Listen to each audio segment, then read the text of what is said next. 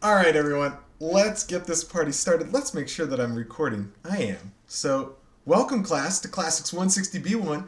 Meet the Ancients and your very final kind of official content-based lecture today.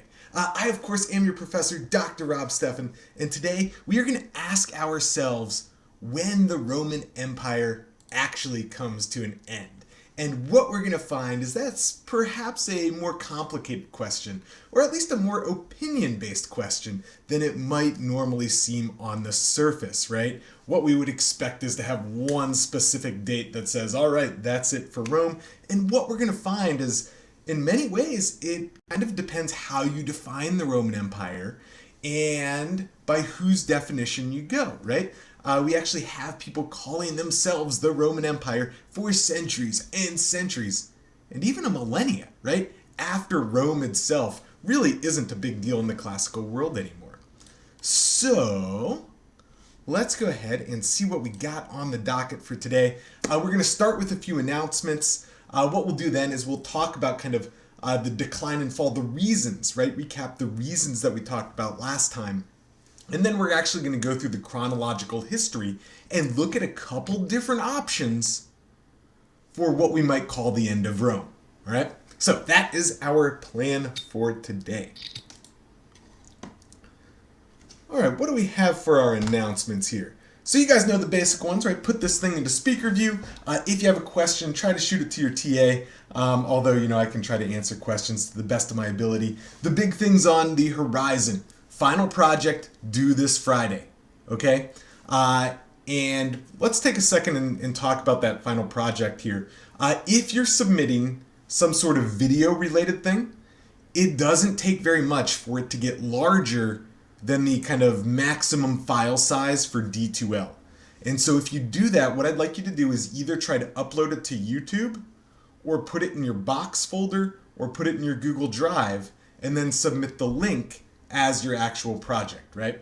Now, if you're doing Box or Google Drive, you have to make sure that you set the permissions so that anybody with the link can view that, all right? But that's going to be your easiest way to submit something that's very large in terms of file size. Other than that, we do have class on Friday. Class is going to be student presentations, but I'm still doing attendance. If you've been perfect on attendance, well, show up anyway and support your classmates here. But we're going to do that on Friday. Then on Monday, we're going to have our exam review. And then the exam itself is a week from today. And so in 1 week and 44 minutes from right now, you are going to be totally done with this class. I was going to meet with some of the honor students later today. I put together this lecture and then I was like, we're not going to have any time. We'll try to do this thing on Friday. I'm still gathering the presentations that you've put together into a single presentation. So I'll have that ready for you on Friday, and we'll do it towards the end of class then. Okay, other things on this front. I know I said I was going to post the possible essay topics. So I was going to give you 5 of those and choose one. I will do that. It'll be ready by the end of the day. I had planned to do it this morning, and things were busy, I didn't even get my workout in this morning. And I don't even know how I'm supposed to lecture without having had the workout. Things are difficult. Anyway, that will be up by the end of the day. I will post it on D2L under every day between now and the actual final exam so that you can find those. The format of the exam itself is going to be the exact same as the midterm, okay? So 25 multiple choice questions worth 2 points each, and then 1 essay question worth 50 points. And all of those are just going to cover the second half of the class, right? So you can kind of think of this as a second midterm almost, more than a final exam. Before we kind of move on to the content, any questions in terms of projects? I know we kind of sort of covered this at the end of last week.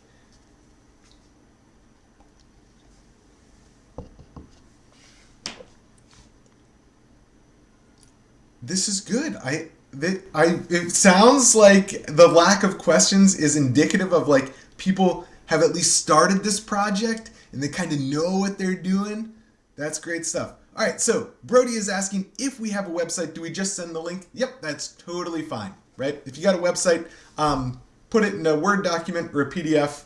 Go ahead and submit that, and you're good to go. All right, some other questions here. Will the multiple choice be chronological again? Yeah, sure. Multiple choice will be chronological on the exam, to the best of my ability, right? There may be some things that ask you to compare things across time or something, so it might not be perfect, but in general, I'll try to make it kind of go from the origins of Rome up until the end of the Roman Empire. Anastasia, she created something by hand, and absolutely, right? If you can find a way to digitize that, whether it's like taking photos of it or scanning it, whatever it is, make it digital and submit that, and you're all good there. All right. So we are in good shape here, I think. If you have any questions, email your TA between now and, well, try to email them today, right? It's really tough to get back to you guys, when we get the kind of Thursday night emails, because we want to give you time to take into account the feedback we give you. So really, if you're running into any issues, try to get that email out to your TA today, and they'll get back to you as soon as they can. Okay, so let's go ahead and do this. So what we talked about last time, right, were some of the structural issues that led to the end of the Roman Empire, right? And just to recap what those are, right, we started with outsourcing the legions, right? In hindsight, this was a terrible idea to go pay a bunch of Germans to try to fight on behalf of Rome against other Germans. When you're working in this kind of way, using mercenaries to fight your battles, one, they don't have any sort of kind of natural cultural allegiance to the Roman Empire, and two, they're working for you because they're getting paid. As soon as they start to feel like the tide is turning the other direction, they are out of there and flipping sides. And we see that this happens so frequently that the Romans actually use the term barbarous to refer to soldiers because so many of them are barbarians. So we saw Attila the Hun last time. He's coming from over here in the east, pushing westward, and what ends up happening with that, right, is that it causes this chain reaction of events where he runs into these other barbarian tribes. They have to scatter, and they're pushing in to traditional areas of the Roman Empire, and now Rome isn't quite strong enough to fend them off. So Attila, we'll see him a little later today as well. Rampant inflation and tax evasion, right? What ends up happening as Rome shrinks in power, those powerful kind of nobles on the outskirts of empire start thinking, why am I paying any money to Rome at all? Why don't I get my local population to pay taxes to me instead of paying taxes to Rome? Now, Rome, on the other hand, right, they are incredible amounts of debt because they're having to pay all these legions, right? And what they end up doing, the way they deal with that, is by cutting the amount of precious metals inside of their currency, right? This is called debasement.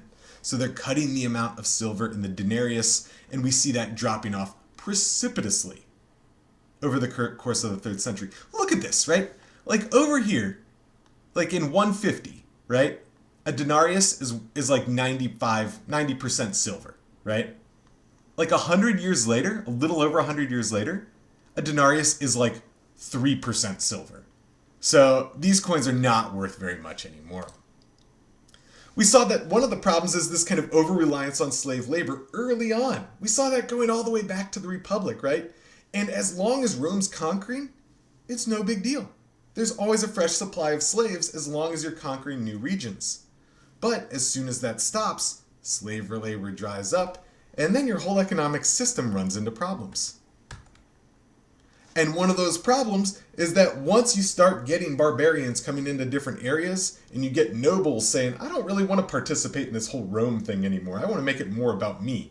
Well, all these long-distance, large-scale trade networks, they all begin to break down, right? And then once they kind of fragment, once those large ones fragment, you have to develop entirely new economic systems based on kind of local and regional markets rather than this kind of big imperial connected or interconnected market.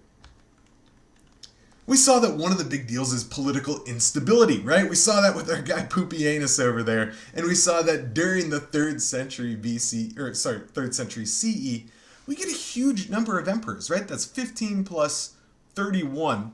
So we've got 46 emperors over the course of 100 years. That is less than 2.5 years per emperor, and it's very, very difficult to maintain any control over those outskirts of empire when you're changing political power every 2 years, right? And we saw that like one of the ways we can see the problems here is by just seeing how many different emperors end up dead in like unnatural sorts of ways, right? So we can see our death map over here. The blue ones are people who died naturally. They are few and far between. All the black dots here, plus all the black dots here, these are all people who died unnatural deaths as Roman emperors. I was reading somewhere that you were far, far more likely to be killed, right? To be like murdered as a Roman emperor than you are as part of like a gang member in the south side of Chicago during the worst times during that kind of period there. And so, yeah, it was a dangerous thing to become a Roman emperor. And yet everybody wants to be the Roman emperor. Kind of very strange. Okay, now one of the other things is we see that the empire actually splits, and this happens multiple times. We are going to come back to that later today as well. Part of it is this overexpansion. We talked about the costs associated with that. And eventually, right, every time you expand, you're increasing the circumference, right, exponentially.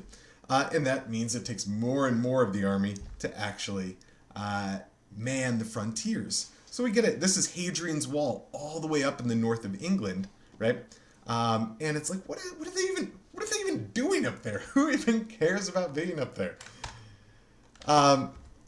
We've got religious and cultural changes, right? We've got the move towards Christianity, and some people argue that this very much is what actually is bringing Roman culture to a close. And then finally, right, the people actually doing so, the barbarians getting pushed in there by Attila the Hun. So this is a range of different reasons why Rome falls apart. So what I'd like to do now is actually talk about some of the historical developments here, and we touched on some of this previously, but we'll go into a bit more depth now. As I talk through this, it's going to go pretty quickly. Don't worry about getting every piece of information here, right? If you kind of like get the basic idea, like, oh, Diocletian, he's the guy who splits up the empire into 4 pieces. That's kind of the level that you need here. You're not going to need every bit of detail, but listen along and it'll help you get a sense for the story here. Okay. So we talked about this previously. We talked about Pupienus and the problems in the 3rd century and the Roman emperors continuously getting themselves killed. And old Pupienus is trying to tell Balbinus that the Germans are here ready to kill him. And Balbinus is like, you just want to get your Praetorian Guard to kill me. And Pupienus is like, no, for real. Like, people are here to kill us. We need our guard. And Balbinus is like, no. And then while they're arguing, the Germans do come in and kill them both. And that's just 2 out of the 6 emperors during that year of 238. So it gives you a kind of an example of the problems going on in the 3rd century. And it's this guy here, right, this guy Diocletian, who's really trying to put an end to those problems, right? And what he ends up doing is trying to deal first with some of the economic issues. Right, so we saw this debasement, right, the decrease in the amount of silver, and what that means is inflation is going crazy. You're having to take like wheelbarrows full of denarii to your local baker just to get your loaf of bread. And so what Diocletian does is he comes up with this edict in 301, and he says, boom, here's the maximum price you can charge for all sorts of things, right? Both like actual goods, right? Things like food, as well as services, right? Like jobs. And so we actually still have some like fragments of this edict, and you can see some examples of what this would cost in denarii over here. And, you know, it's not that the absolute number is that interesting, but you can kind of see the relationship between the cost of different things. So a soldier would make about twice as much as a teacher, which is kind of interesting. You can see things on different types of wine. This is one of the ways that we know that just like in the modern world, there are like different qualities of wine in ancient Rome. So the regular stuff is relatively cheap. The Falernian wine, the nicest stuff, much more expensive. Different amounts of food, right? Meat was more expensive than fruit, that sort of thing. And then clothing as well. Now, this ends up working for like a year or two. And then people are just like, no, we're not doing this anymore. So it doesn't really work long run. Now, we saw that one of the problems, right, was the rapid turnover of emperors. And so what he does, right, is Diocletian divides his empire into 4 regions, right? We've got this region in Britain and France, Italy and Spain, Greece, and Asia Minor. And what he does in each of those areas is he puts 2 Augusti, right, the 2 senior leaders, and then the 2 Caesars, the 2 junior leaders. And we call this group of 4 people the Tetrarchy, right? Very literally, like tetra coming from 4, archy meaning like the rulers, so the 4 rulers. And this is one of the most famous statues of the 4 tetrarchs, including Diocletian. It's a porphyry statue, and porphyry is this kind of purple marble-like stone that's found in Egypt. So we know that the stone itself was quarried in Egypt.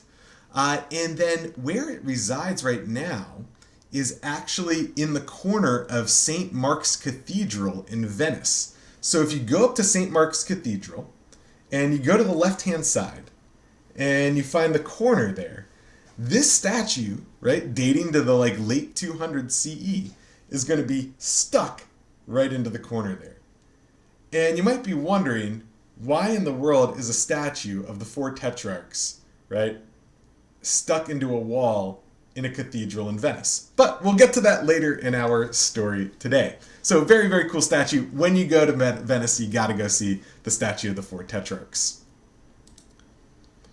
Now, the way that this is supposed to work, right, is after 20 years, the Augusti, the Augustuses, they retire, and then the Caesars rise to become the Augustuses, and then the new Augustuses appoint new Caesars, and this way, right, the goal is to make this a very smooth transition from one thing to the next. And it actually works. Once. It works one time. Diocletian and the other Augustus, they both retire, and Diocletian retires to Split, ancient Roman Spalato, which is located in modern-day Croatia. And you can see kind of a reconstruction of what his retirement palace would have looked like there. And then you can see what that looks like in the modern world here, right? So this is an aerial photograph, and you can still see the outline of Diocletian's palace, as well as some of the ancient buildings still in there in the city of Split, right? And a lot of the walls right around it are the original walls dating back to like the 3rd century, early 4th century CE. And you can go in there, right, and these archways, right, this building, these columns, this is all part of the original thing. This would have been the entryway into his actual kind of like private residence complex within the larger palace in Split. So again, when you go to Croatia, you got to go to Split. You got to go check out Diocletian's palace. It is super cool. So it works kind of, sort of, until it doesn't, which is like 10 years later. So, right, this is the kind of thing that ends up happening. After Diocletian retires, we've got 2 new Augustuses. We've got Constantius, we've got Galerius, and we've got 2 new Caesars. A guy by the name of Constantine, perhaps that sounds familiar, and Maximinus Daia. Now, they go to their different corners of the empire, and Constantine, right, one of the Caesars, he is located in that region of Gaul and Britain. Okay, so he gets kind of the northwestern Europe corner of the empire. And very, very quickly, he decides he does not want to remain just in that corner of the empire, and he doesn't really have a liking for sharing power with 3 other political rulers. So he was based up in Eboracum, the Roman city of Eboracum, which is located up in the north of Britain here in northern England, and that's actually the modern city of York. And so if you go to York today, you can still go see this statue of Constantine sitting outside the incredibly majestic York Cathedral. Anyway, like I was mentioning, right, he doesn't like the idea of sharing power for long. He doesn't like the idea of being stuck up in cold and rainy Britain for long. He has his eyes on taking over Rome for himself. So he marches on the city of Rome with his army, and there he runs into his cousin Maxentius, right? And Maxentius was the guy who had the kind of central Italy corner of the empire at this time. Now, they're set to do battle with each other, and on the night before the battle, Constantine goes to sleep, and he sees this vision, right? And he sees this vision of the symbol of Christ, and this is what I was describing, the chi rho. So the X is the Greek letter chi, right? Ch. And then the rho, the capital P here, right? That's the Greek letter rho, which is like the R sound. So it's the first two letters in the words Christos, right? And he sees this vision, he sees this symbol in the sky, and he hears the word of God, right? Saying, in hoc signo vinces. Or more likely, it was probably in Greek, in tuto nike, right? And either of those translate to, in this sign, you will conquer. And so the next morning, he has all his soldiers, right, paint this symbol on their shields. And he has them paint this symbol on their armor. And he goes out to do battle against Maxentius at the site of the Milvian Bridge, which again, when you go to Rome, you can still go to the Milvian Bridge, right? This is super cool that you can go to a place where 1700 years ago, there was a battle for the fate of Rome and in some ways for kind of the role of Christianity in the Roman Empire. And Constantine was able to win this battle, right? And take control of the Roman West. So, right, he starts over here, up in Britain. He moves his way down into Italy. He's able to be successful there in 312. He doesn't move immediately to the east. We'll see that in just a second. But for a while, he's doing his thing in Rome. And one of the biggest monuments in the Roman Forum is actually built by Constantine. So when you see this giant thing over here, this is the Basilica of Constantine in the Roman Forum. Now, this is only about a third of the way it would have looked. It actually would have extended like kind of coming out from the picture this way. And there would have been like these vaults on both sides of it here. And if you've ever seen the famous giant statue of Constantine, originally it would have been in the Basilica down here. And if you're wondering, Basilica, right, that we usually use that term for churches today, and eventually basilicas do become churches, but back in ancient Rome, in the earlier days, these were used for a variety of purposes. In large part, they were used for things like law courts, so little trials would go on within the basilica. So, in 324, he defeats the last of the tetrarchs, and shortly after that, in 330, he decides that Rome really just isn't the place for him anymore, right? And he moves the capital of the Roman Empire eastward, right, from Rome to the site of Byzantium, which he renames Constantinople, and which is modern-day Istanbul. So here we've got a recreation of what this might have looked like under Constantine, right? And in the kind of emperors to follow him. And one of the cool things is you can still see when you go to Istanbul today, right? I mean, it has been built over again and again and again and again. There's still a lot of the stuff from the ancient Roman Empire that you can go see in the city of Istanbul. So first of all, you can walk around the walls of the ancient Roman city. And so here's a great well-preserved portion here. And here's your art history lesson for the day. So anytime you're seeing this type of construction, right? So you've got like this kind of like lighter looking stone laid in courses, and then that's interspersed with brick, and then more stone, and then a few layers of brick, and then more stone. That kind of striped pattern, when you see that, you are almost always dealing with something from the late Roman Empire, right? So anytime you see that when you're traveling through Europe, you can remark to your friends or family or significant other or a random passerby on the street and say, yes, that must be late Roman, 4th century, I presume. Say something like that, people are going to think you're really intelligent. Your art history lesson for the day. You can also see other parts of the ancient Roman city in the center of the city itself. So this is the site of the Hippodrome. This is where the chariot races would have been. And even though Christian leaders get rid of things like the Olympics and the gladiatorial games, they still love chariot racing, right? So that doesn't go anywhere. And you can't see the stands anymore, and you can't see like the actual track itself. But if you look at an aerial view, you can still see the whole open space in the city. A number of these monuments here, right? This obelisk, this pillar here, these would have actually been right where they are in the middle of the horse track, right? In the middle of the hippodrome. And that would have been the thing around which the chariots would race. And then the coolest thing, in my opinion, to go see in Istanbul are the Roman cisterns, right? So you got to have water to drink. And underneath the modern city of Istanbul, you can see the Roman cisterns. So this was all built in ancient Rome. It was filled with water and would have fed the aristocratic houses within the city. Really, really cool. Do not miss going to see the Roman cisterns when you go to Istanbul. Okay, now one of the big questions here revolves around Constantine's Christianity, or lack thereof, right? We kind of know him generally as the first Christian emperor, but there's a lot of debate about whether this was actually the case. Now, there are some things that he ends up doing that seem pretty Christian, others that are not so much. We do think that his mother, Helena, right, or St. Helen, was Christian, but he kind of goes both ways with things. This was the famous statue that I was talking about. It's now in the courtyard of the Capitoline Museums, and this originally would have been in that basilica I was talking about earlier.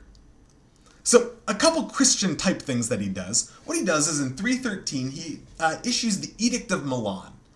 And what he says in this is that Christianity is now okay, right? Christians had been persecuted many, many times prior to this. And what he's saying is not that Christianity is the new state religion of Rome. He's just saying this is legal. This is a legal religion. You can practice Christianity without fear of persecution anymore. So that happens in 313. And on his deathbed, we have later Christian authors saying that what he ends up doing is getting baptized on his deathbed. Now that's a little strange in the sense that normally during baptisms in the modern world, this happens when you're a baby. But when you think about the point of baptism, and you think about the way they might have thought about it, it kind of makes sense, right? That if what baptism does is cleanse you of your sins so that you can go to heaven, right? You want it on your deathbed so that it's like the last thing you do while you're alive, so that it like clears away all previous sins, right? If you get it when you're a little baby, then you're just going to be piling up sins for the rest of your life. So anyway, that was part of the logic at the time here. So those things are all kind of undeniably at least somewhat Christian. But he's doing some non-Christian things too, right? So he still supports pagan temples, right? He's still putting money towards those. If we look at the Arch of Constantine, this is right outside in the background here. This is the Colosseum here in Rome. And this is about his victory at the Milvian Bridge and beyond.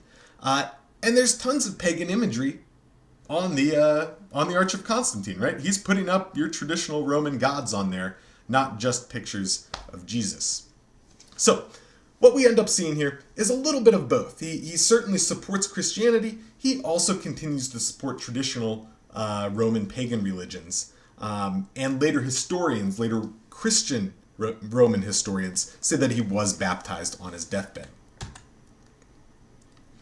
Okay, so let's go ahead and see what happens in the West, right? So we've talked about this. The 3rd century is a bad time for the West. We end up getting things divided for the first time under Diocletian, right, into 4 parts to begin with.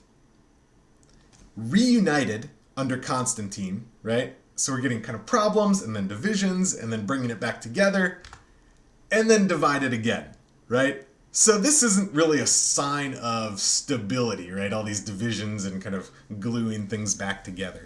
But it's the last time, right, in 395, that is the last time that the kind of Greek East over here and the Roman West over there, right, originally part of the same empire, that's the last time they were together.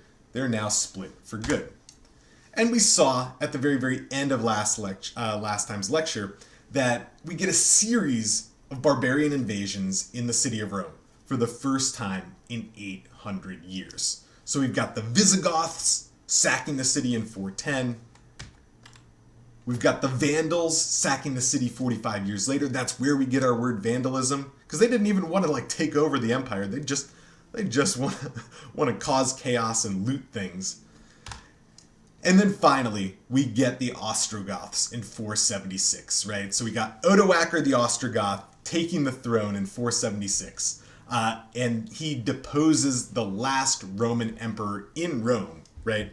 This guy by the name of Romulus Augustulus, naming himself after very, very famous previous emperors, right? After Romulus and Augustus, but clearly not having the power of either of them.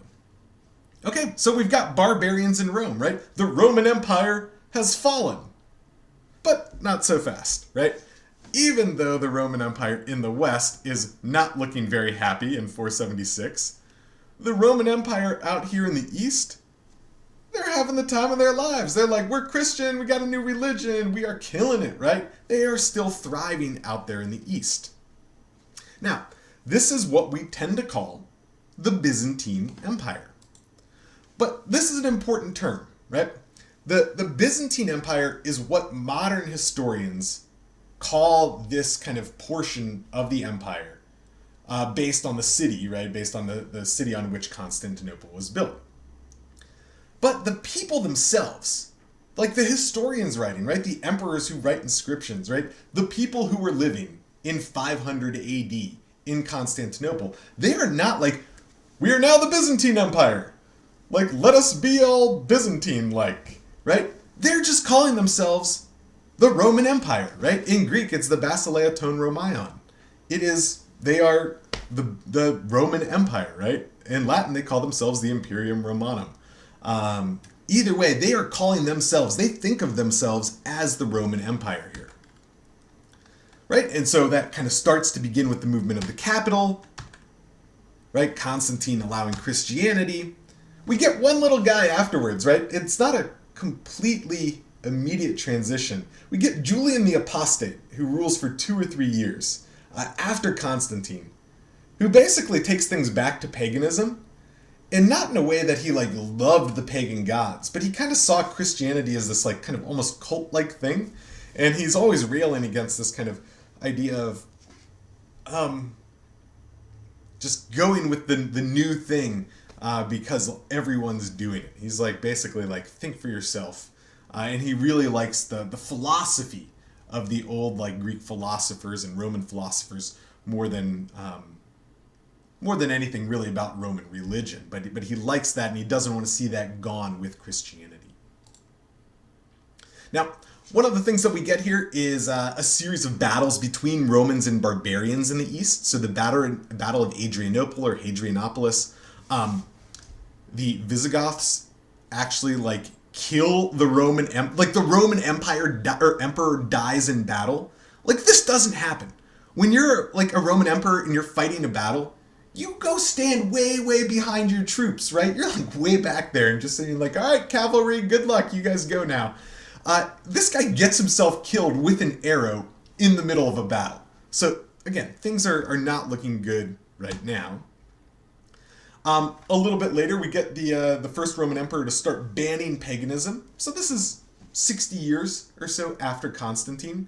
And so Theodosius I, he bans pagan temples. He's the dude who bans the Olympic Games. He's the guy who bans gladiatorial combats, right? And it's after his death, it's the next guy up who ends up dividing the empire for good. So things really, really are changing. Now, just like Jorge mentioned in the chat, the next guy we've got up, or the next kind of big player, is this guy, Justinian. So he's, ruling a century after all this. He's very, very clearly Christian, and he actually goes out of his way to start trying to expand Roman power from its kind of new home in Constantinople back out west. He's like, man, Rome actually was a pretty awesome city. Let's go see if we can get that back. And it works for a while, right? So this is what Justinian has when he starts, and he's able to actually conquer most of Italy, some of North Africa, even a little bit of Spain. It's not quite to the extent of what the Roman Empire used to be, but he's able to start rebuilding to a decent level. And he's also putting up some very significant monuments. So we get one of the largest Christian churches in all of Roman antiquity, known as the Hagia Sophia in Greek. And if it looks like a mosque, it is because it today is a mosque. And remember, we talked about this with the Pantheon. Whenever you see very, very well-preserved ancient structures, it's almost always because some new group has taken over the structure and made it a religious structure. And that's what happens here. And like Jorge mentioned, one of the big events is a series of riots that erupts during the chariot races. So there's like a fight in the stands that erupts into a riot, at which point something like 30,000 Romans or Constantinopolitans are killed in these riots. Like, Justinian crushes this thing with an iron fist. Now, one of the other things that starts happening shortly after this is they start to get like pressure not just from kind of barbarian tribes, but from a kind of burgeoning new group of people, the Arabs, and their new religion, right? So we start to get Constantinople besieged in the 7th century. They're able to fight this one off using something known as Greek fire, which is invented, and it like erupts into fire when it touches water. This is, if you've seen Game of Thrones, this is where like wildfire comes from. So they've actually got this in the ancient Greek world. And they're able to fend off the Arab invasions, at least for a while. Right, we get the rise of Islam and the Prophet Muhammad at some point right around here, a little bit further east. Now, you remember when Christianity got started, right? Like, it was like a little nothing for like centuries. It's like 3 centuries later that Constantine's like, all right, this is like a big deal now. When we look at the rise and spread of Islam, this happens incredibly, incredibly quickly, right? Within like 100 years, they have gone from like the Near East over here all the way to Spain. I mean, it moves super fast. A little bit later, we end up seeing this kind of split, right? We already saw the split between East and West in terms of political power. Now we see it religiously, right? With Catholicism growing in the West, Greek Orthodox Christianity arising in the East. We start seeing Christian on Christian battles, right? Between Catholics and Greek Orthodox groups. And so the reason this statue is in Venice today is because it's the Catholic Crusaders who, on their way to Jerusalem, sack the city of Constantinople, take all the stuff from there, including this statue, including these bronze horses, and bring it back to Venice, where St. Mark's is. So that's how it gets there. And as you can see, right, with the kind of Crusader conquest of Constantinople, or the sacking of the city, it's shrinking in power, right, by the kind of later part of the medieval period here, by the 13th century. The Byzantine Empire is just a shadow of what it used to be, and these Islam, the Muslim groups here are gaining more and more power. And it's in 1453 that the last kind of stand in Constantinople occurs, and eventually it's the Ottoman Empire who takes over Constantinople. So this could be another like very logical place or time period where we could say the Roman Empire is no more, right? Like, even though we don't sometimes consider the Byzantine Empire the Roman Empire, they thought of themselves as the Roman Empire, and this lasts until 1453, another logical place to end it. But by the time that happens, we've got a whole new Roman Empire out in the West, right? We've got the Holy Roman Empire. And the whole Holy Roman Empire comes out of this hot mess of the 5th century. And so now what ends up happening is we get these little barbarian kingdoms who grow and grow in power, especially the Franks up here, right? Hence the French, that's where the French come from the Franks. And they start thinking like, hey, this old Roman thing was really a big deal.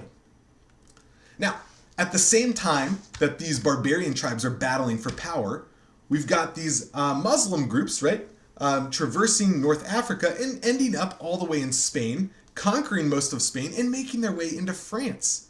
And in 732, at the Battle of Tours, or the Battle of Poitiers, we get a major battle between the Muslim armies and Charles the Hammer Martel of the Franks. And Charles the Hammer Martel is able to push back the Islamic army at this point in time. And if that didn't happen, right, the world could be a very different place. There aren't a lot of other logical places where these armies would have been stopped if it wasn't for the Battle of Tours. Now, Charles the Hammer is important for that, but he's also important for his grandson. Well, first of all, his son is by the name Pepin the Short. Now, imagine your dad is Charles the Hammer, and you get stuck with the nickname Pepin the Short. And then his grandson, of course, is Charles the Great, who we call Charlemagne, and he's the guy who crowns himself Holy Roman Emperor in 800 CE.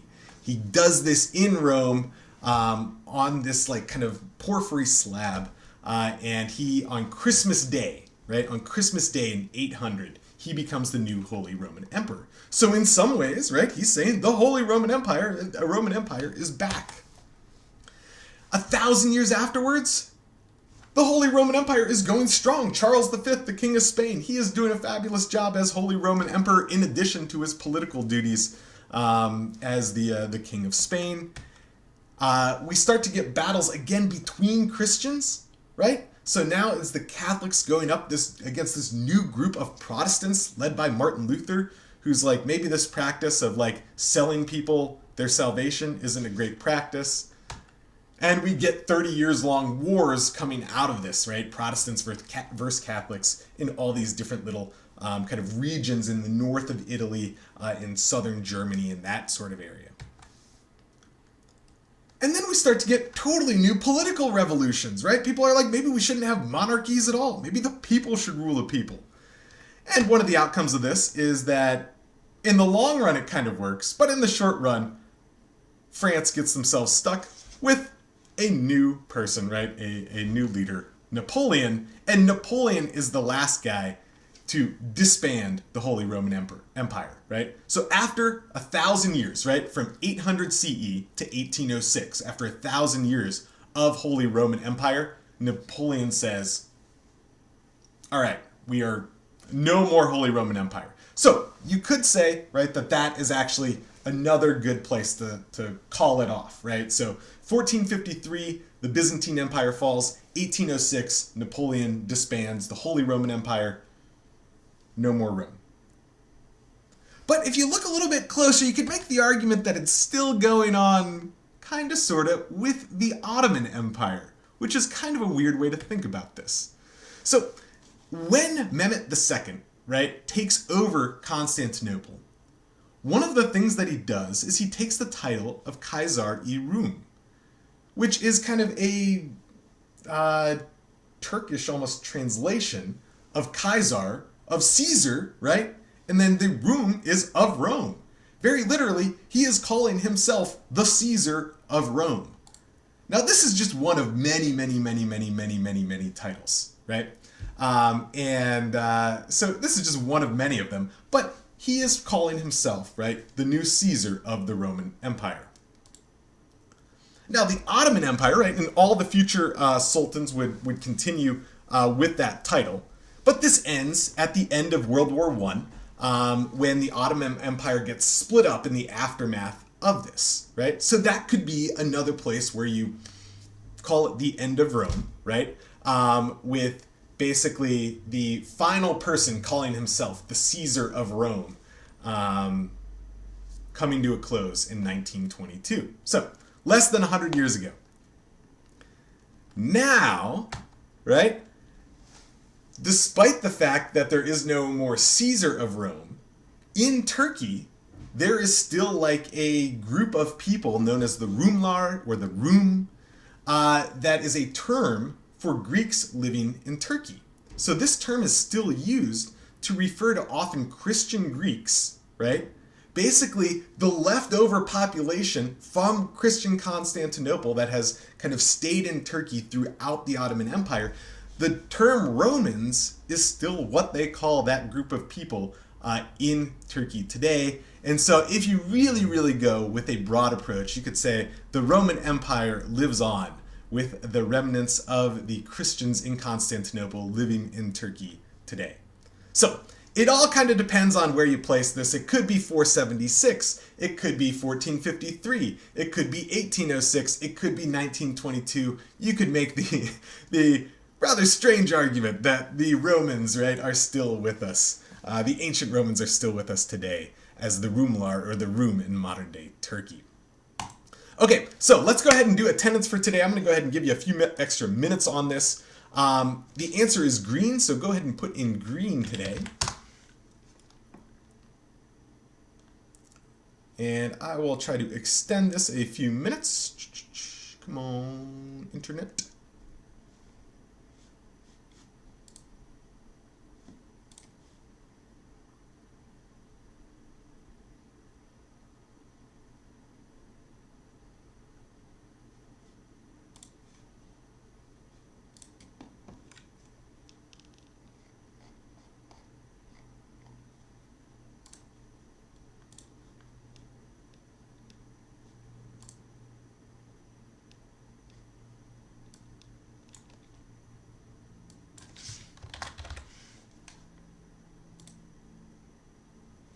All right, there we go. And a couple questions coming in the chat. Quiz color is green for today. This will be the essay question. Maybe, I'll put it as one of the 5.